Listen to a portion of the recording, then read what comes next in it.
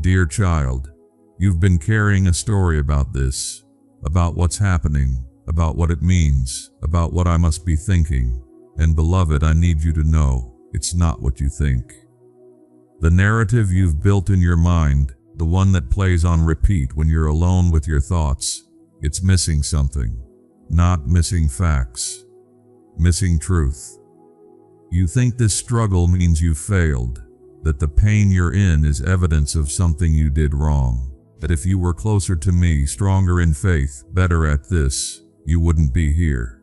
Dear heart, that's not how this works. I know how the story sounds in your head, how it whispers that you're being punished, that you're being overlooked, that this season of hardship is what you deserve for all the ways you've fallen short. And I need you to hear this gently but clearly. That story is a lie. Not because there's no pain. The pain is real. Not because nothing is hard. Everything feels hard right now. But the meaning you've attached to it, the conclusion you've drawn about what this says about you, about us, about your worth, that's where the lie lives. My child, what if I told you that what's happening right now isn't punishment? What if I told you it's not a sign you're doing life wrong? What if the weight you're carrying isn't evidence of my disappointment, but an invitation into something deeper? I know that sounds impossible, because when you're in pain, the easiest answer is blame. Blame yourself. Blame your choices. Blame your insufficiency. At least then it makes sense. At least then there's a reason you can point to. But precious one, making sense of suffering by turning it into your fault doesn't bring peace. It just adds shame to the weight. And you were never meant to carry both. Think I'm distant right now. That I've stepped back because you're not enough, not faithful enough, not grateful enough, not surrendered enough. You think if you could just get it right, I'd come close again, beloved. I haven't stepped back. That feeling of distance, it's not geography. It's the fog of the story you're telling yourself. The one where love is conditional, where my presence depends on your performance, where closeness is something you earn and lose and have to earn back again. But that's not the story I'm telling. In my story, you don't have to qualify. You don't have to measure up before I meet you. You don't have to clean yourself up, sort yourself out, or arrive with the right answers. You just have to be here. And you are.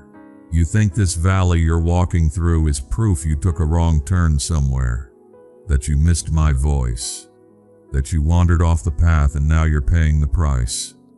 Beloved family, every message you hear is created with the hope that it reaches someone at the right moment. If you feel led to be part of this mission, the support link is in the description and comment box. Together, we are spreading something meaningful. Dear heart, what if you didn't wander? What if you're exactly where you need to be? Not because I want you to suffer, but because some things can only be learned in the low places. Some strength can only be found when everything you thought made you strong has been stripped away. Some intimacy with me only forms in the dark. You've been trying so hard to fix this, to climb out, to make it better, to solve the problem so you can get back to normal. But what if normal isn't where I'm taking you? What if I'm not trying to get you back to where you were loved? One, you keep thinking the goal is return. Return to comfort, return to clarity, return to the version of life that made sense. But what if the goal is transformation? What if I'm not restoring the old thing, I'm creating something new? And new doesn't feel like relief at first. New feels like loss. Like everything familiar is falling away, and you're left standing in the rubble, wondering what you're supposed to do with all this brokenness. You're supposed to let me work with it. I know that's not the answer you wanted. You wanted me to fix it, to snap my fingers and make everything go back to how it was before the pain started. But beloved, going back isn't always going forward. Sometimes what you call breaking is actually breaking open, not destruction, liberation. The cracking of a shell that was always too small for what you're becoming. My child, I see how tired you are. tired of trying to understand, tired of searching for the lesson, the meaning, the reason this is happening. You think if you could just figure it out, if you could just name what you did wrong, you could fix it and move on. But this isn't about fixing, and it's not about fault. It's about trust, about learning to stand in uncertainty without needing to control the narrative, without needing to make it make sense in order to make it through. You've been asking me why this, why now, why, when you've tried so hard to do everything right, and I hear you. I hear the frustration, the confusion, the exhaustion in that question. But what if why isn't the question you need answered? What if the question that actually brings peace is different? Not why is this happening, but who is with me while it does? Because beloved, I am. Not watching from a distance, waiting to see if you'll pass the test. Not disappointed that you're struggling. Not keeping score of how well you're handling this. I'm here, in it with you, closer than you realize, present in ways that don't always feel like presence, because you're looking for relief, and I'm offering something different. Companionship, steadiness.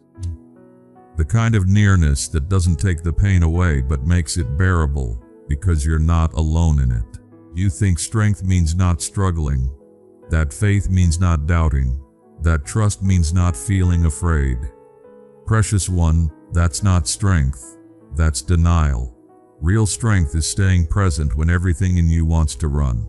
Real faith is continuing to reach for me, even when you can't feel me reaching back. Trust is choosing to believe I'm good, even when circumstances scream otherwise. And you're doing that, maybe not perfectly, maybe with trembling hands and a voice that barely whispers, but you're doing it. And that matters more than you know. Dear heart, you think you're failing because you're not handling this with grace and composure, because you're crying too much, because you're doubting too much, because some days you're just trying to survive and survival doesn't feel spiritual enough. But survival is sacred. Endurance is worship. Showing up when it's hard, when you have nothing polished to offer, nothing impressive to present, that's the kind of offering that moves my heart. You don't have to be strong for me. You don't have to pretend this is easy. You don't have to perform faith you don't fully feel yet. You just have to stay. Stay open, stay present. Stay willing to let me meet you in the mess, not after you've cleaned it up. You've been so focused on the outcome, on when this will end, on what relief will look like when it finally comes. But beloved, what if the gift isn't at the end? What if it's being formed right now in the middle of this? Not the gift of easy answers, not the gift of instant clarity, but the gift of depth, the kind that only comes when you've had to reach deeper than before just to find solid ground. You think the goal is happiness, and I want you happy, but more than that, I want you whole. And wholeness isn't the same as comforted. Wholeness includes the hard parts, the parts that hurt, the parts that stretch you beyond what you thought you could hold. Because when you can hold those parts, when you can stand in the tension without fracturing, you become someone new, someone more resilient, someone more compassionate, someone who knows their worth isn't tied to circumstances, because they've learned to find me even when circumstances were crushing. My child, this moment isn't the whole story. It's a chapter, an important one, but not the conclusion. The way you're interpreting this chapter, as failure, as punishment, as evidence you're not enough, it's coloring everything, making you miss what's actually happening here. What's happening is refinement. What's happening is deepening. What's happening is the slow, unsexy work of becoming someone who doesn't need perfect conditions to know they're loved. You wanted the shortcut. I'm giving you the foundation. You wanted the miracle. I'm giving you the growth that makes miracles sustainable. You wanted relief. I'm giving you transformation. And transformation doesn't happen quickly. It doesn't happen neatly. It happens in the places you'd never choose to go if I gave you the option. But, loved one, I know what you can carry. I know how much you can hold, and I would never allow this if I didn't also know that you're going to make it through, not just survive. Emerge. On the other side of this, you will be different, not damaged, deepened. The things that feel like they're being taken from you right now. The certainty, the comfort, the sense of control, they're not being taken. They're being released. Because you don't need them the way you think you do. What you need is me. And you can have me in the uncertainty. You can have me in the discomfort. You can have me without having all the answers.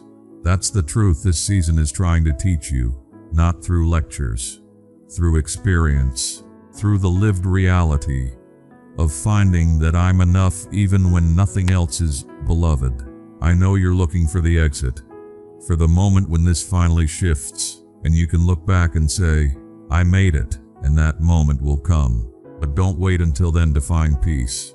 Don't postpone presence until circumstances improve. Don't tell yourself you'll trust me later when it's easier. Trust me now, in this exactly as it is, not because it's good, but because I am. You think this season disqualifies you, that the struggle means you're not spiritual enough, not faithful enough, not worthy of what you're asking for. Dear heart, this season qualifies you. It qualifies you for compassion, for wisdom, for the kind of empathy that can only be learned by walking through fire yourself. The people you'll help later, the ones who are where you are now, they won't need someone who's never struggled. They'll need someone who has. Someone who knows what it's like to feel forgotten and discovered they weren't. Someone who knows what it's like to feel like giving up and chose to stay anyway. Someone whose faith wasn't inherited or easy, but fought for, earned, built one shaking brick at a time. That's who you're becoming. And I know it doesn't feel valuable right now, but it is. Precious one, the story you're telling yourself, that this is punishment, that you're doing it wrong, that I'm disappointed, it's keeping you from seeing what's actually here. What's here is love, persistent, patient, unshakable love. Love that doesn't require you to be perfect to be present. Love that isn't waiting for you to get better before drawing near. Love that meets you in the valley, not just on the mountaintop. What's here is purpose, not the kind you can see yet, but the kind that's forming in you, slowly, deeply, in ways that will matter more than you can imagine. What's here is me. Not in the answers you're asking for, but in the presence you didn't know to ask for. The kind that doesn't explain everything, but holds you while you wait for understanding. My child, you don't have to figure this out. You don't have to make sense of it in order to move through it. You just have to keep walking. One step, then another, not toward some distant finish line, but toward the next breath, the next moment, the next small choice to stay open instead of shutting down. And as you walk, I'm walking with you. Not ahead, waiting for you to catch up. Not behind, watching to see if you'll make it. Beside you, matching your pace. Steady when you're shaking. You think you need to understand before you can move forward. But understanding comes later. Right now, all you need is willingness. Willingness to keep going, even when it doesn't make sense. Willingness to let me rewrite the story you've been telling yourself. Willingness to consider that maybe, just maybe, this isn't what you think. It's not punishment. It's preparation. It's not distance. It's invitation. It's not the end. It's the beginning of something you can't see yet. And when you do see it, when the pieces come together and the picture finally forms, you'll understand why I didn't explain it sooner. Because some things can't be taught. They have to be lived. So live this, beloved. Not with resignation, with trust, with the quiet confidence that even when you can't see my hand, you can trust my heart. Even when the story feels heavy, even when the ending isn't clear, even when all you have is this moment, this breath, this fragile thread of hope that maybe I know what I'm doing. I do, and you, uncertain, weary, wondering if you can keep going, you are exactly where you need to be. Not because this is easy, but because this is real, and real is where I meet you. So rest now, dear heart. Not because it's over, but because you don't have to carry the weight of figuring it all out. Let me hold the story. Let me write the ending. Let me be enough when nothing else is. I'm here. I'm not leaving. And what you think this means, it's not that. It's grace. It's growth. It's me loving you through it all.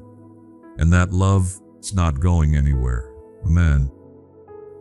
Beloved family, to those who chose to support this ministry, you stepped in during a season when it truly mattered. Your kindness became strength for us. May God surround your life with His peace and grace.